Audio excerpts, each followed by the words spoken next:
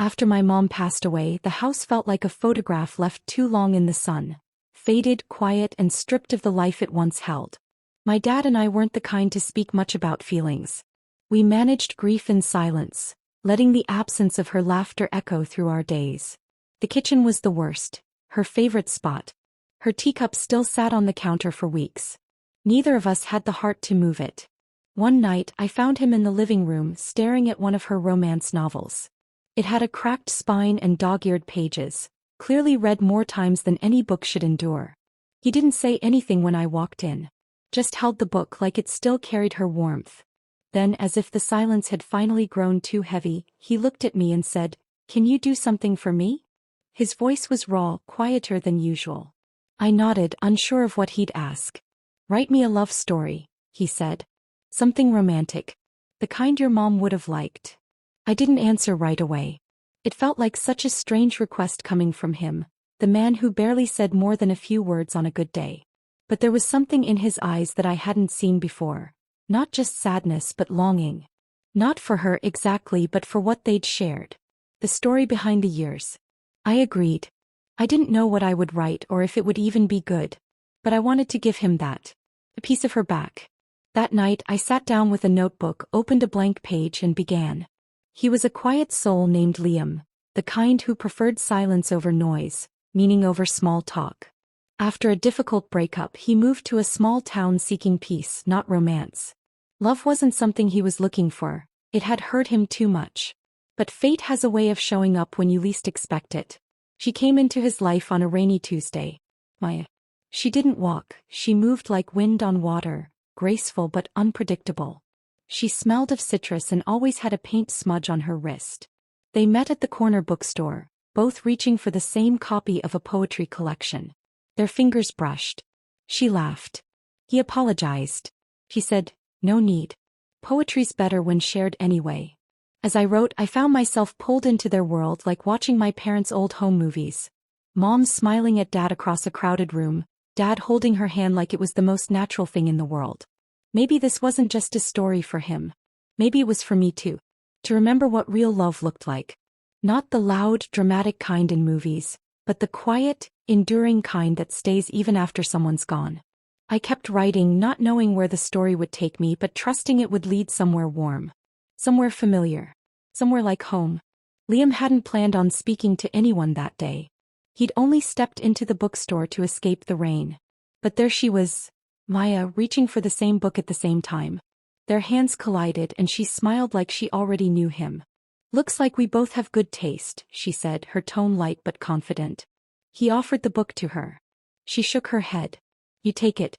I've read it already twice."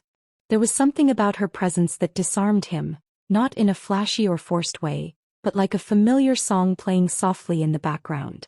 They began talking. First about books, then about art, then somehow about life. She had this way of skipping small talk entirely, as if she only had time for things that mattered. He didn't usually open up easily, but with her it didn't feel like opening up. It felt like remembering things he hadn't thought about in years. She told him she was a painter who worked at a nearby gallery. She found inspiration in the ordinary. Chipped teacups, broken clocks, the way sunlight hit pavement after a storm. He told her he used to play music but stopped when it started feeling more like noise than melody. They sat for hours, not realizing the rain had stopped. She eventually stood to leave, and he surprised himself by asking if she'd like to meet again. She paused only for a second before nodding. "Same time next week," she said. He agreed. They met again and then again.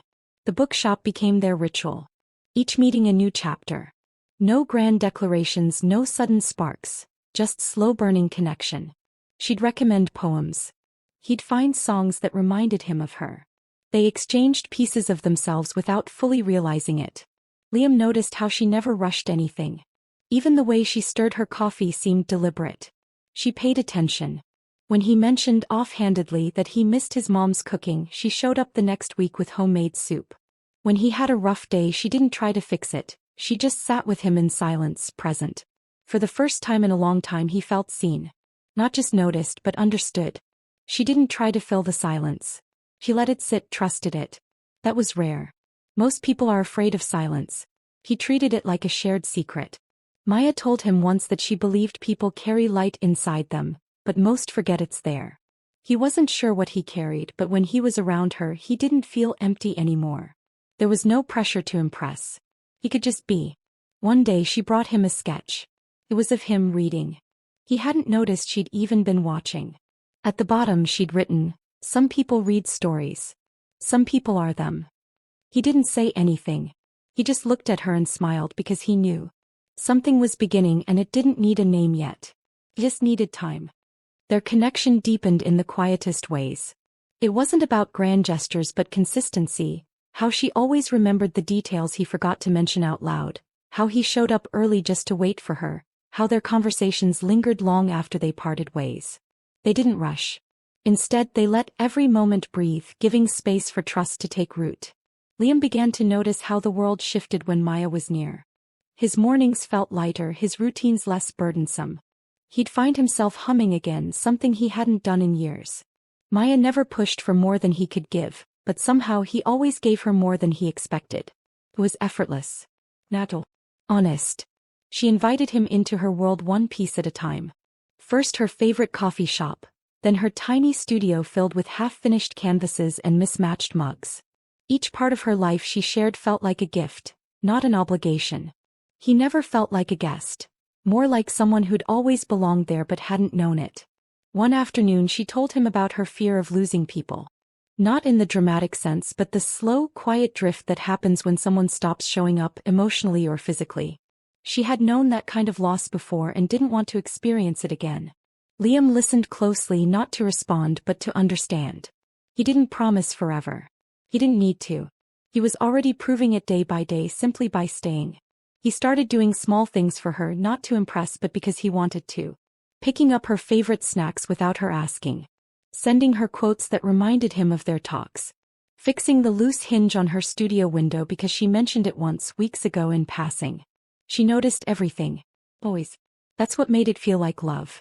Not the words but the attention. They began to create small rituals of their own. Sunday morning walks without a destination. Writing short notes to each other and slipping them into books. One day, Liam surprised her with a tiny indoor garden. Just a few pots, soil and seeds. He told her, "You bring life to things. Thought you should have something to grow that gives back." She didn't say much, just held his hand a little tighter that day. He didn't need validation but he felt it in her every look, every pause. Maya didn't fall in love loudly. She did it in layers, through trust, presence and patience. And Liam matched her pace. He found comfort in her silences and joy in her laughter. There were no labels, no discussions about what they were becoming. They simply were.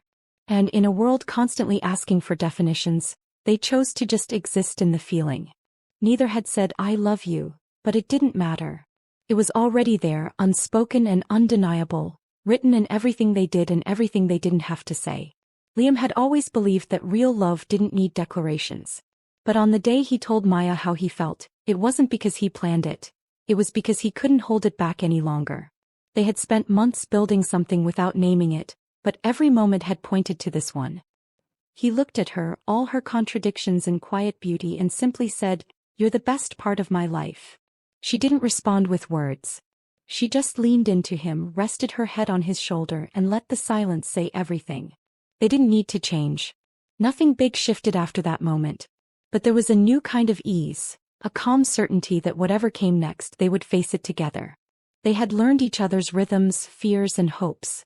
There was nothing perfect about them but they fit, not because they tried to but because they accepted what was already there. In the story that's where I left them. Not with a wedding or dramatic finale, but with a shared understanding that love wasn't something they fell into. It was something they chose. Over and over every day. The kind of love my mom always said was rare but real. When I finished writing, I handed the pages to my dad. He read in silence, his eyes scanning each word slowly. I watched him as he reached the last line, waiting for his reaction. For a long time he didn't speak. Then he looked at me, eyes wet, and said, "You know, that's exactly how I met your mom." I blinked, surprised. He nodded. "Bookstore." I dropped a novel. He picked it up. We talked. That was it. He walked out of the room for a moment and returned with an old photograph. Faded, soft around the edges. A younger version of him and Mom, arms wrapped around each other, standing in front of a tiny bookstore. "We used to go back every year on the same day just to remember," he said. "You captured her better than I ever could." I hadn't meant to write their story. But somehow, it had surfaced in the words I thought I was making up. The way he held her hand, the quiet jokes, the slow, patient love. It was all theirs. And now it was mine too. He folded the pages gently like they were something fragile, and placed them in the same box where he kept her letters. "Thank you," he said. "You gave her back to me." I realized then that stories aren't just fiction. They're echoes of what we've lived, what we've lost, and what we still hope to find. Writing about love didn't just honor her memory. It helped us both remember the power of what she left behind. Love that stayed even after goodbye. As I walked away, I felt lighter. Not because the grief was gone, but because I understood something deeper. True love doesn't need to be loud or perfect. It just needs to be real. And once it's real, it never truly leaves. It just changes form, waiting to be remembered.